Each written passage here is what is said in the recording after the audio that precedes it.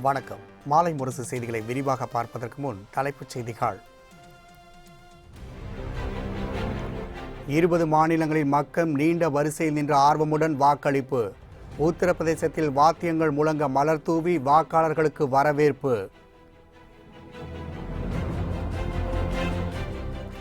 ஆந்திராவில் வாக்குப்பதிவு எந்திரத்தை உடைத்த ஜனசேனா வேட்பாளர் கைது. கடப்பாவில் நிகழ்ந்த வன்முறையால் வாக்குச்சாவடிக்கு சீல் வைப்பு.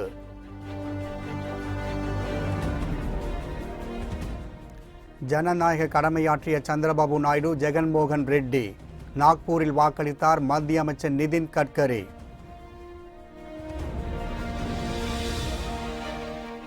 இளைஞர்கள் ஜனநாயக கடமையாற்றி சாதனை நிகழ்த்த வேண்டுமென ட்விட்டரில் பிரதமர் மோடி கோரிக்கை. இந்தியாவின் எதிர்காலத்திற்காக அனைவரும் வாக்களிக்க வேண்டுமென ராகுல் காந்தி வலியுறுத்தல்.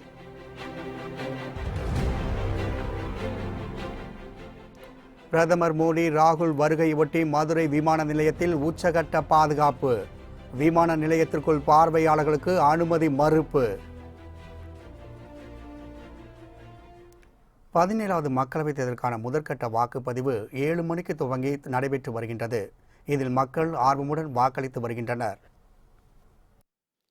நாடு முழுவதும் உள்ள 543 நாடாளுமன்ற தொகுதிகளுக்கு இன்று தொடங்கி அடுத்த மாதம் 19ஆம் தேதி வரை 7 கட்டமாக தேர்தல் நடத்தப்படுகிறது.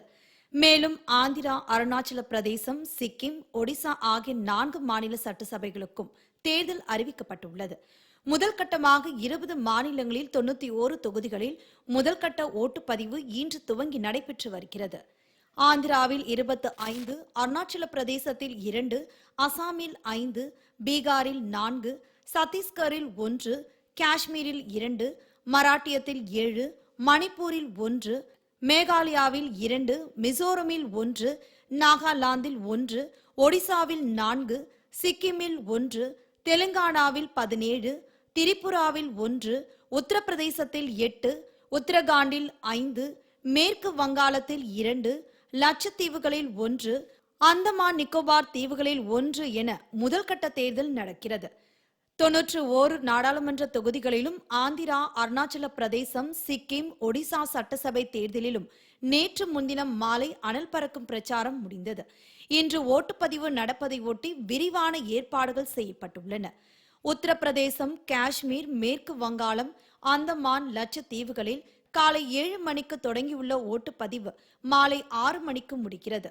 ஆந்திராவில் அரசுக்கு நாடாளுமன்ற தொகுதி, அதற்குட்பட்ட சட்டசபை தொகுதிகளில் சில இடங்களில் காலை 7 மணி முதல் 5 மணி வரையில் ஓட்டுப்பதிவு நடக்கிறது. அங்கு ஒரு சில இடங்களில் மட்டும் மாலை 4 மணிக்கு ஓட்டுப்பதிவு முடிந்துவிடும். உத்தரகாண்ட் மாநிலத்தில் காலை 7 மணிக்கு தொடங்கிய ஓட்டுப்பதிவு மாலை 5 மணி வரையிலும் ஓட்டுப்பதிவு நடக்கிறது. ஒடிசா, பீகார், சத்தீஸ்கர், ஆந்திரா, தெலுங்கானா, மராட்டியம் ஆகிய மாநிலங்களில் ஓட்டுப்பதிவு 7 மணிக்கு தொடங்கியுள்ள போதிலும் முடிவது மாலை 3 மணி முதல் 5 மணி வரை இடத்துக்கு தக்கவாறு அமைகிறது. நக்சலைட்டுகள் ஆதிக்கம் அதிகம் உள்ள மாநிலங்கள் என்பதால் கூடுதல் பாதுகாப்பு ஏற்பாடுகள் செய்யப்பட்டுள்ளன. வடகிழக்கு மாநிலங்களான அசாம், அருணாச்சல பிரதேசம், மிசோரம், சிக்கிம், திரிபுரா, மணிப்பூர், நாகாலாந்து, மேகாலயா ஆகியவற்றில் காலை 7 மணிக்கு தொடங்கிய வாக்குப்பதிவு மாலை 4 மணி வரையில் வாக்குப்பதிவு இடைவெளியின்றி தொடர்ந்து நடைபெற்று வருகிறது. உத்தரப்பிரதேசத்தில் உள்ள ஒரு வாக்குச்சாவடியில் பேண்ட் வாத்தியம் முழங்க மலர் தூவி வாக்காளர்களை வரவேற்றது அனைவரையும் வெகுவாக கவர்ந்துள்ளது. உத்தரப்பிரதேச மாநிலத்தில் மொத்தமுள்ள 80 தொகுதிகளில் 8 தொகுதிகளில் இன்று வாக்குப்பதிவு நடைபெறுகின்றது. முசாபர் நகர் தொகுதியில் ராஷ்டிரிய லோக்தள தலைவர் அஜித் சிங் போட்டியிடுகின்றார். பக்பத் தொகுதியில் அவரது மகன் ஜெய்காந்த் சௌத்ரி பாஜகவை சேர்ந்த மத்திய அமைச்சர் சத்யபால் சிங்கை எதிர்கொள்கின்றார். பாஜகவை சேர்ந்த மத்திய அமைச்சர்கள் வி.கே. சிங் காஜியாபாத்திலும், மகேஷ் சர்மா கௌதம் புத்த நகரிலும் போட்டியிடுகின்றனர். அம்மாநிலத்தின் பாக்பத் மாவட்டம் பராவத் நகரில் உள்ள பூத் எண் 126 உள்ள வாக்காளர்களை மேலதாளத்துடன் மலர் தூவி வரவேற்றனர். வாக்குச்சாவடி நுழைவு வாயிலில் என்சிசி மாணவர்கள் நின்று கொண்டு பேண்ட் வாத்தியம் முழங்க மலர் தூவி வாக்காளர்களை வரவேற்றனர். மாணவர்களின் இந்த செயல் வாக்காளர்களை வெகுவாக கவர்ந்தது. கடப்பா அருகே ஒய்எஸ்ஆர் காங்கிரஸ் கட்சியினர் கலவரத்தை ஏற்படுத்தியதால் அங்குள்ள வாக்குச்சாவடிக்கு போலீசார் சீல் வைத்தனர். ஆந்திராவில் மக்களவை மற்றும் சட்டமன்ற தொகுதிகளுக்கு ஒரே கட்டமாக தேர்தல் நடைபெறுகின்றது. இந்நிலையில் ஒரு சில வாக்குச்சாவடிகளில் மின்னணு வாக்குப்பதிவு இயந்திரங்கள் பழுதடைந்தன.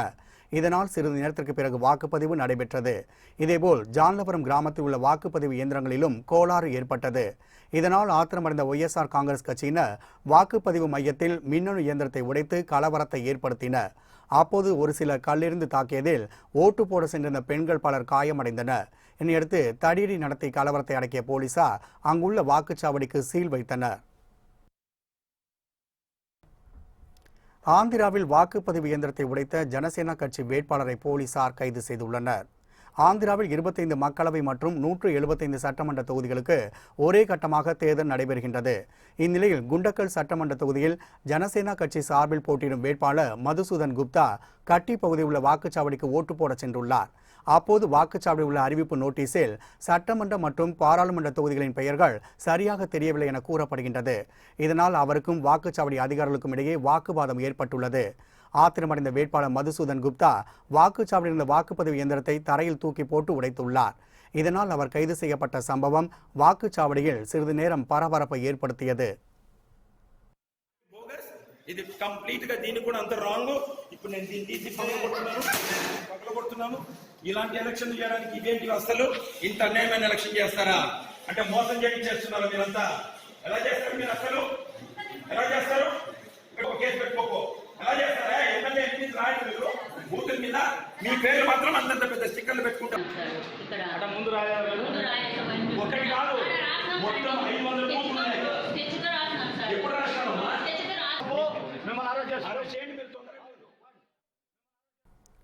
அமராவதியில் மக்களவைத் தேர்தல் மற்றும் சட்டப்பேரவைத் தேர்தலில் சந்திரபாபு நாயுடு தனது குடும்பத்துடன் சென்று ஜனநாயக கடமையை நிறைவேற்றினார்.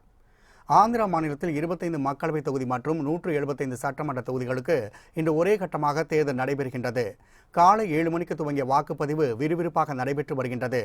வாக்குப்பதிவினை முன்னிட்டு மாநிலம் முழுவதும் பலத்த பாதுகாப்பு ஏற்பாடுகள் செய்யப்பட்டுள்ளன. ஆந்திராவில் வாக்குப்பதிவு துவங்கியது மக்கள் நீண்ட வரிசையில் நின்று தங்கள் ஜனநாயக கடமையை ஆற்றி வருகின்றனர். அமராவதி உள்ள வாக்குச்சாவடியில் ஆந்திர முதலமைச்சர் சந்திரபாபு நாயுடு மக்களவை மற்றும் சட்டப்பேரவை தேர்தலுக்கான வாக்கினை பதிவு செய்தார். தனது குடும்ப உறுப்பினர்களுடன் வந்து சந்திரபாபு நாயுடு வாக்களித்தார். ஆந்திராவில் ஆளும் தெலுங்கு தேசம் கட்சிக்கும் ஒய்எஸ்ஆர் காங்கிரஸ் கட்சிக்கும் இடையே பலத்த போட்டி நிலவுகின்றது. கடப்பா தொகுதியில் ஒய்எஸ்ஆர் காங்கிரஸ் கட்சி தலைவர் ஜெகன்மோகன் ரெட்டி தனது வாக்கினை பதிவு செய்தார். ஜனநாயக கடமையை நிறைவேற்றியதில் தமக்கு மகிழ்ச்சி அளிப்பதாகவும் அப்போது அவர் குறிப்பிட்டார். முதலமைச்சர் பதவிக்கு குறிவைத்துள்ள ஒய்எஸ்ஆர் காங்கிரஸ் தலைவர் ஜெகன்மோகன் ரெட்டி புலிவெந்துலா சட்டசபை தொகுதியில் போட்டியிடுகின்றார். தெலுங்கானாவில் 17 லோக்சபா தொகுதிகளுக்கு தேர்தல் நடைபெறுகின்றது. இதில் 443 பேர் போட்டியிடுகின்றனர். முதலமைச்சரும் தெலுங்கானா ராஷ்டிரிய சமிதி தலைவருமான சந்திரசேகராவின் மகள் கவிதா போட்டியிடும் நிஜாமாபாத்தில் 170 விவசாயிகள் உட்பட 185 பேர் களத்தில் உள்ளனர். கம்மம் தொகுதியில் காங்கிரஸ் சார்பில் முன்னாள் மத்திய அமைச்சர் ரேணுகா சௌத்ரி போட்டியிடுகின்றார். ஏஐஎம்ஏஎம் தலைவர் அசாதுதீன் ஒவைசி ஹைதராபாத் தொகுதியில் களம் இறங்கியுள்ளார். மகாராஷ்டிரா மாநிலத்தில் ஜனநாயக கடமை நிறைவேற்றிய நிதின் கட்கரி இந்த தேர்தல் ஜனநாயக முறைப்படி நடைபெற வேண்டும் என்று கேட்டுக்கொண்டார். மகாராஷ்டிராவில் மொத்தமுள்ள 48 தொகுதிகளில் 7 தொகுதிகள் மட்டும் இன்று தேர்தல் நடைபெறுகின்றது. பாஜகவை சேர்ந்த மத்திய அமைச்சர் நிதின் கட்கரி நாக்பூர் தொகுதியிலும் ஹன்ஸ்ராஜ் ஹாகிர் சந்திரபூர் தொகுதியிலும் போட்டியிடுகின்றனர். அவர்கள் இன்று நடைபெற்ற தேர்தலின் போது தங்களது வாக்குகளை பதிவு செய்தனர். நாக்பூரில் தனது வாக்கை பதிவு செய்த நிதின் கட்கரி செய்தியாளர்களை சந்தித்து பேசினார். அப்போது பேசிய அவர் ஜனநாயகத்தின் கடமையை நிறைவேற்றியதில் மகிழ்ச்சி அளிப்பதாகவும் இந்த தேர்தல் நேர்மையாக நடைபெற மக்கள் அனைவரும் ஒத்துழைப்பு அளிப்பதாகவும் குறிப்பிட்டார். 18 மாநிலங்கள் 2 யூனியன் பிரதேசங்களில் மக்களவைக்கான 91 தொகுதிகளில் இன்று முதற்கட்ட வாக்குப்பதிவு நடைபெற்று வருகின்றது. இதுகுறித்து நமது செய்தியாளர் அலெக்ஸ் தரும் கூடுதல் தகவலை இப்போது கேட்கலாம். வணக்கம் அலெக்ஸ்.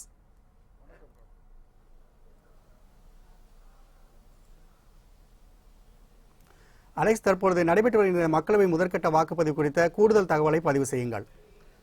நிச்சயமாக இந்தியாவுடைய அடுத்த பிரதமர் நரேந்திர மோடியா அல்லது ராகுல் காந்தியா என்ற எதிர்பார்ப்போடு இன்று முதற்கட்ட வாக்குப்பதிவானது இந்தியாவில் நடைபெற்று வருகிறது.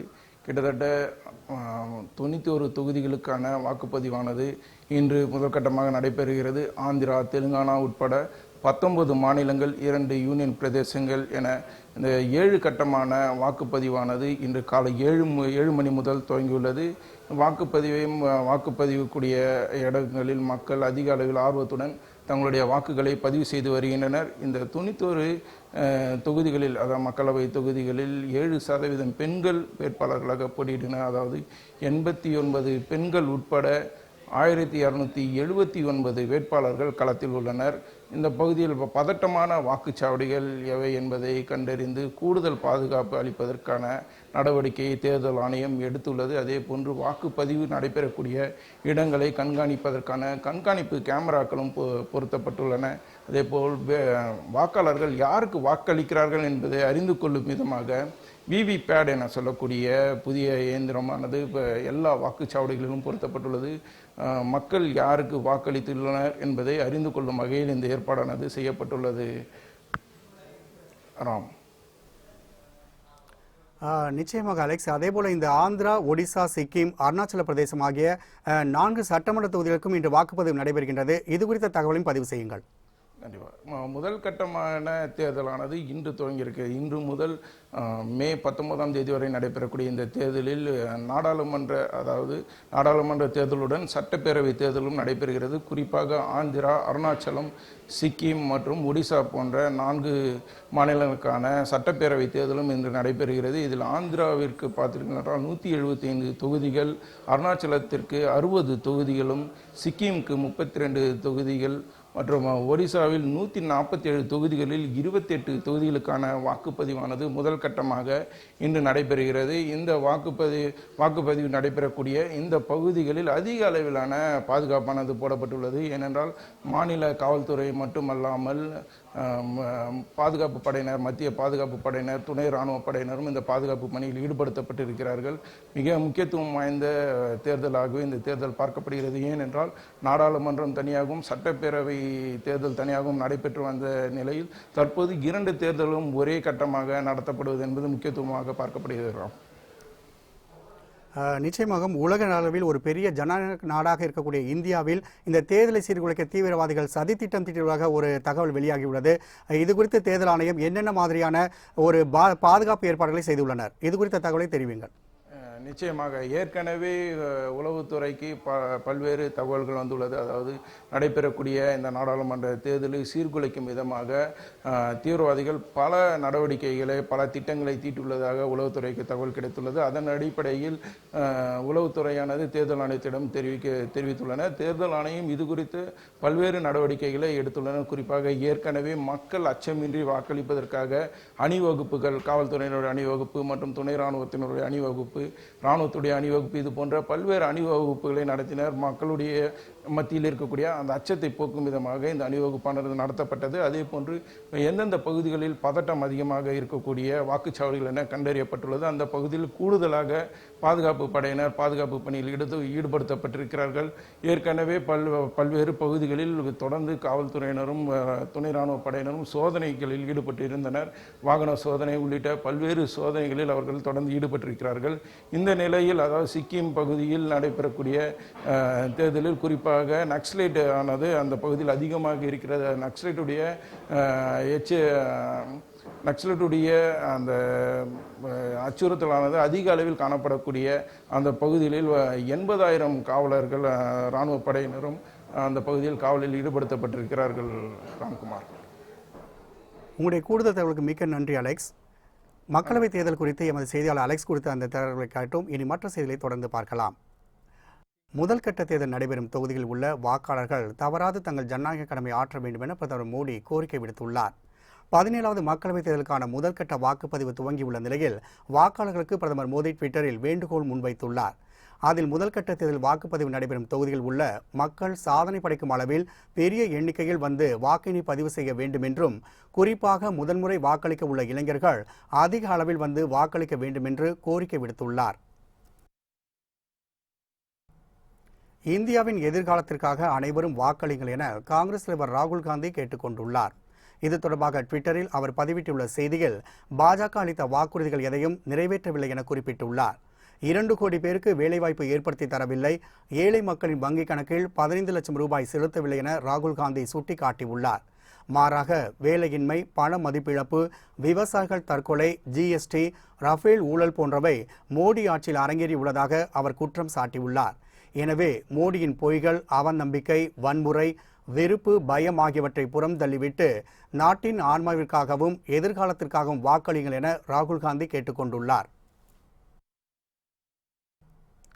பிரதமர் மோடி ராகுல் வருவதை ஒட்டி மதுரை விமான நிலையத்தில் உச்சகட்ட பாதுகாப்பான 7 அடுக்கு பாதுகாப்பு போடப்பட்டுள்ளது. தமிழகத்தில் மக்களவை மற்றும் சட்டசபைக்கான தேர்தல் ஒரே கட்டமாக வருகிற 18ஆம் தேதி நடைபெறுகின்றது.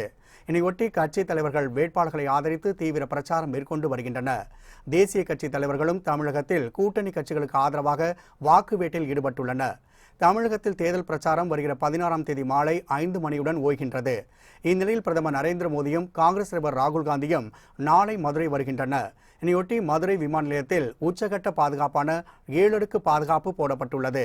பாதுகாப்பு காரணங்களுக்காக பார்வையாளர்கள் விமான நிலையத்திற்குள் வர அனுமதி மறுக்கப்பட்டுள்ளது. விமான பயணிகளும் பலத்த சோதனைக்கு பிறகே வெளியே அனுமதிக்கப்படுகின்றனர். இருவரின் வருகையொட்டி மதுரை மாநகர் முழுவதும் கூடுதல் பாதுகாப்பு ஏற்பாடுகள் செய்யப்பட்டுள்ளன. இந்திய நாட்டின் ஜனநாயக திருவிழாவை சிறப்பிக்கும் வகையில் கூகுள் நிறுவனம் தனது முகப்பு பக்கத்தில் டூடுல் ஒன்றை வெளியிட்டுள்ளது. கூகுள் நிறுவனம் ஒவ்வொரு நாளின் சிறப்புகளை எடுத்துரைக்கும் வகையிலும் அதனை பெருமைப்படுத்தும் வகையிலும் அதன் முகப்பு பக்கத்தில் டூடுல் ஒன்றை வெளியிடுவது வழக்கம். அதன்படி இந்தியாவின் 17வது மக்களவைத் தேர்தல் தொடங்கியுள்ளதை அடுத்து கூகுள் நிறுவனம் தனது முகப்பு பக்கத்தில் வாக்களித்ததன் அடையாளமாக விரலில் வைக்கப்பட்டுள்ள மையுடன் டூடுல் ஒன்றை வெளியிட்டுள்ளது. உலகின் மிகப்பெரிய ஜனநாயக நாடான இந்தியாவின் 17வது மக்களவைத் தேர்தலை கௌரவிக்கும் வகையில் கூகுள் நிறுவனம் இந்த டூடுலை வெளியிட்டுள்ளது குறிப்பிடத்தக்கது. திமுக ஆட்சியில் கொண்டு வந்த திட்டங்களை கூறாமல் கதை பேசி திமுக தலைவர் ஸ்டாலின் வாக்கு சேகரிப்பதாக முதலமைச்சர் எடப்பாடி பழனிசாமி விமர்சனம் செய்துள்ளார். நாமக்கல் மக்களவைத் தொகுதி அதிமுக வேட்பாளர் காளியப்பனை ஆதரித்து ராசிபுரத்தில் முதலமைச்சர் பழனிசாமி பிரச்சாரம் மேற்கொண்டார். அப்போது பேசிய அவர் தேர்தல் வாக்குறுதியை அதிமுக நிறைவேற்றி வருவதாக குறிப்பிட்டார். தலைவராக இருக்கும் தகுதி ஸ்டாலினுக்கு இல்லை என கூறிய பழனிசாமி திமுக ஆட்சியில் கொண்டு வந்த திட்டங்களை கூறாமல் மக்களிடம் கதை பேசி வாக்கு சேகரிப்பதாக ஸ்டாலின் மீது குற்றம் சாட்டினார். நம்முடைய நாமக்கல் நகராட்சிக்கு உட்பட்ட சாலைகள் எல்லாம் சீரமைப்பிற்கு 30 கோடி ரூபாய் ஒதுக்கீடு செய்யப்பட்டன. விரைவில் இப்பணி தொடங்கப்பட்டு நிறைவேற்றப்படும் என்ற செய்தி சொல்கிறேன். அதே போல இந்த பகுதி வறட்சியான பகுதியாக இருக்கின்றது. இன்றைக்கு பருவ காலங்களில் சரியா மழை பெய்யவில்லை என்றால் இன்றைக்கு குடிப்பதற்கு கூட தண்ணீர் இல்லாமல் போகிறது.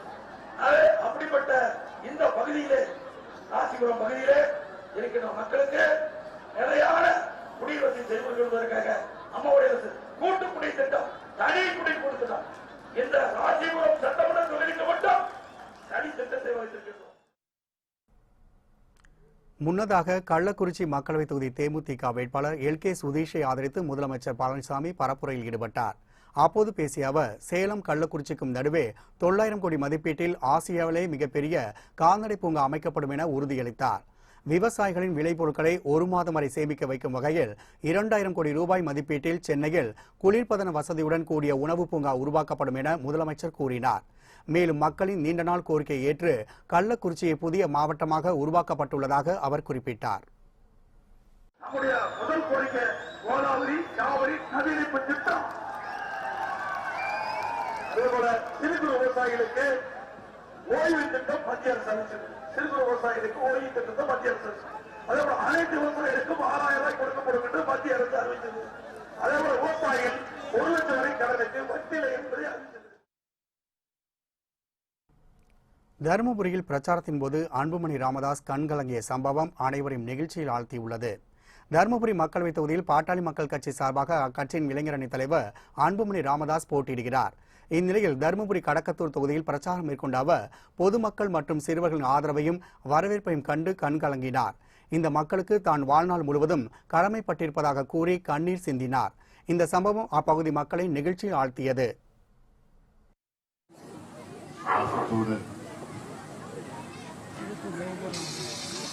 என்னை வரவேற்கிறீர்கள்.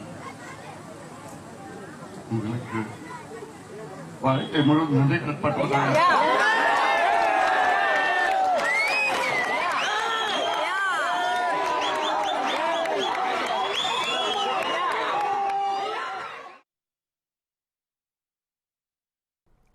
மாநிலங்களவைக்கு ஒழுங்காக செல்லாத கனிமொழி எதற்காக மக்களவைத் தேர்தலில் போட்டியிடுகிறார் என தமிழிசை சவுந்தரராஜன் கேள்வி எழுப்பியுள்ளார். தூத்துக்குடி மக்களவைத் தொகுதி பாஜக வேட்பாளர் தமிழிசை சவுந்தரராஜன் திரேஸ்புரம், பூபால் ராயபுரம், புதுத்தேரு, மட்டக்கடை உள்ளிட்ட பகுதிகளில் பிரச்சாரத்தில் ஈடுபட்டார். அப்போது பேசிய அவர் தன் மீது ஊழல் குற்றச்சாட்டும் வழக்குகளும் இல்லை என தெரிவித்தார். ஆனால் எதிரணியில் போட்டியிடும் திமுக வேட்பாளர் கனிமொழி மீது ஊழல் வழக்கு இருப்பதாக தமிழிசை சுட்டிக்காட்டினார். திமுக தலைவர் ஸ்டாலின் மக்களிடம் தவறான கருத்துக்களை முன்னெடுத்து வைப்பதாக அவர் குற்றம் சாட்டினார். மேலும் மாநிலங்களவைக்கு ஒழுங்காக செல்லாத கனிமொழி எதற்காக மக்களவைத் தேர்தலில் போட்டியிடுகிறார் என தமிழிசை கேள்வி எழுப்பினார். நான் கேட்கிற கேள்வி, கனிமொழி அவர்கள் இந்த மேடையில் அமர்ந்து சிரித்துக் கொண்டிருக்கிறீர்களே, 12 ஆண்டுகள் ராஜ்யசபா உறுப்பினராக இருந்து இந்த தூத்துக்குடி பிரச்சனையை எதை நீங்கள் முன்னெடுத்து சென்றிருக்கிறீர்கள்? தூத்துக்குடி பிரச்சனை இருக்கட்டும், தமிழ்நாடு தீவிரமாக இருந்த ஏதாவது ஒரு பிரச்சனையை அவர்கள் பாராளுமன்றத்தில் பேசினார்களா என்றால் இல்லை. ஏன்னா பாராளுமன்றத்திற்கு போனவங்கல்ல குறைவான அட்டெண்டன்ஸ் உள்ள 3 பேர்ல கனிமொழியும் ஒருவர். ஆக ராஜ்யசபாக்கே நீங்க ஒழுங்கா போகல, அப்புறம் லோக்சபாக்கு எதுக்கு நீங்க ஓட்டு கேட்டு நிற்கிறீர்கள்?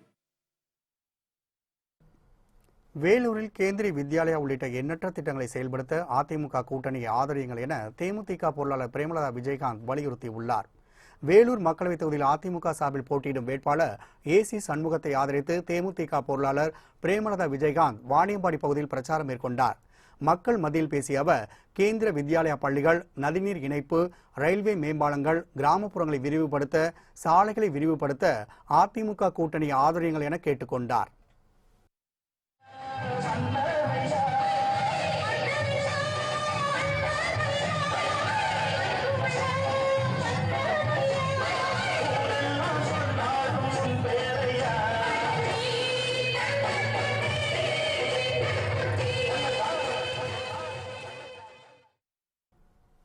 தேர்தல் நடத்தை விதிகளை மீறி வாக்கு சேகரித்ததாக மதுரை மக்களவைத் தொகுதி அதிமுக வேட்பாளர் ராஜ் சத்யன் மீது வழக்கு பதிவு செய்யப்பட்டுள்ளது. மதுரையில் உள்ள மீனாட்சி மகளிர் கல்லூரியில் நேற்று காவலர்களுக்கான தபால் வாக்குப்பதிவு நடைபெற்றது. அப்போது அங்கு சென்றிருந்த அதிமுக வேட்பாளர் ராஜ் சத்யன் காவலர்களிடம் வாக்கு சேகரிப்பில் ஈடுபட்டுள்ளார். இந்நிலையில் தேர்தல் நடத்தை விதிகளை மீறி அவர் வாக்கு சேகரித்ததாக பறக்கும் படை அதிகாரிகள் புகார் அளித்துள்ளனர். இதையடுத்து அதிமுக வேட்பாளர் ராஜ் சத்யன் மீது செல்லூர் போலீசார் வழக்கு பதிவு செய்தனர்.